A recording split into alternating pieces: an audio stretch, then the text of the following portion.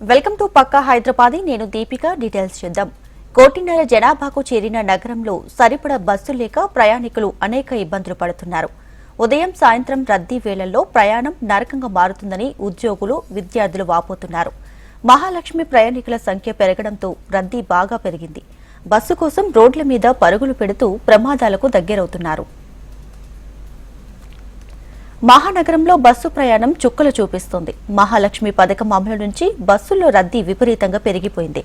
రద్దీ ప్రాంతాల్లో బస్సు కోసం పరుగులు పెడుతూ ప్రమాదాల బారిన పడుతున్నారు విద్యార్థులు. అయితే టైంకి కాలేజ్కి వెళ్లాలని ప్రమాదమని తెలిసిన ఫుట్పాత్ పై నిల్చుంటున్నారు. గ్రేటర్లో ప్రయాణికుల సంఖ్యకు అనుగుణంగా కనీసం 6,000 బస్సులు ఉండాలని రవాణా రంగ నిపుణులు నివేదికలు సమర్పించారు.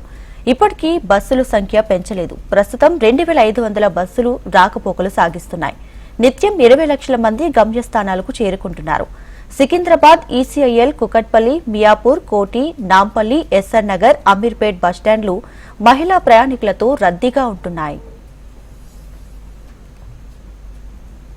బస్సులు ఎక్కువ పెట్టండి, చాలా ఎక్కుతున్నారు జనాలు. కొంచెం ఎక్కువ పెడితే బాగుంటుంది. గవర్నమెంట్ రద్దీ పొద్దున సాయంత్రం ఎక్కువ ఉంటుంది. కొంచెం బస్సులు ఎక్కువ వేయాలి. సీట్లు దొరకవు, అసలు దొరకవు సీట్లు. రాయదుర్గం నుంచి విప్రో సర్కిల్ మార్గంలో బస్సు కోసం 40 నుంచి 45 నిమిషాలు వేచి చూడాల్సి వస్తుంది. అటు ఎల్బీ నగర్ నుంచి ఇబ్రహీంపట్నం మార్గంలో పలు ఇంజనీరింగ్ కళాశాలలున్నాయి.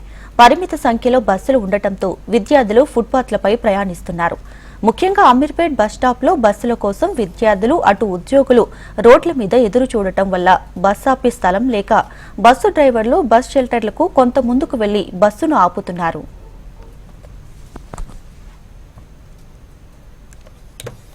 వెయిట్ చేస్తున్నానండి. రష్ ఉంది, ఫ్రీ టికెట్ అయిపోయింది. మాకు అసలు కూర్చోడానికి స్థలం కూడా లేదు. పైసలు టికెట్ పెట్టినా కానీ మనకు అసలు ఏం లేదు. మొత్తం లేడీస్కి ఫ్రీ అయిపోయింది. ఎటు చూసినా లేడీస్ పడుతున్నారు. హాఫ్ అన్ అవర్ 1 అవర్ అవుతుంది, బస్సు అయితే లేదు. బస్ గురించే వెయిట్ చేస్తున్నాము. మరి ఇది ఫ్రీ ఎంతవరకు ఉంది, ఎంతవరకు సాగుద్ది, మరి దీన్ని ఎక్కడో పట్టుకపోతారు, మరి మాకు తీసుకుపోయి ఎక్కడేస్తారు. మేము చాలా సఫర్ అయిపోతున్నాము. అసలు సీటా వాళ్ళని మాట్లాడే అవకాశమే లేదు మాకు. పైసలు పెట్టి నిలబడిపోయినా కానీ మాకు టైం పాస్ వస్తలేదు. మాకు పరిస్థితి అట్లా అయిపోయింది, అంత దారుణం అయిపోయింది. దాన్ని ఎవరు కాపాడాలి, ఎవరు చూడాలని దేవుడు తెలుసు. బస్సులో పరిమితికి మించి ఎక్కుతున్నారు. ఐటీ ఉద్యోగులు ఎక్కువగా క్యాబ్లు, ద్విచక్ర వాహనాలపై ఆధారపడుతున్నారు. బస్సుల నిర్వహణ లోపం కారణంగా ఆర్టీసీ ప్రయాణికులు తీవ్ర ఇబ్బందులు పడుతున్నారు.